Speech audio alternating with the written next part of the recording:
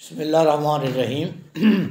السلام علیکم ناظرین، آپ دیکھ رہے ہیں ہمارا یوٹیوب چینل قدیم طب یونانی اور میں ہوں آپ کا میزبان حکیم حبیب اللہ۔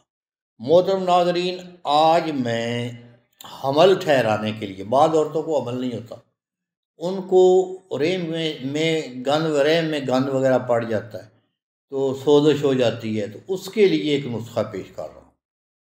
نسخہ بڑا آسان ہے کہ اصلی اکر کرا لے لیں، اس کو باریک کر لیں،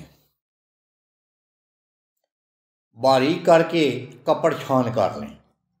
تو صحبت سے پہلے میاں جو ہے نا، مرد جو ہے وہ 2 رتی یعنی 1.5 چنے کے برابر اپنی ہتھیلی پہ رکھے اکر کرا اور اپنے لعاب سے اس کا پیسٹ بنائے اور اپنے نفس کی کیب پہ، حشفے پہ مل دیں، وہ لگا دیں، تو وہ 2-4 منٹ کے بعد خشک ہو جائے گا۔ جب وہ خشک ہو جائے تو پھر وہ عورت کے ساتھ صحبت کرے تو عورت کو اتنا مزہ آئے گا کہ آپ سوچ بھی نہیں سکتے، اور اس کا گند شند نکل جائے گا۔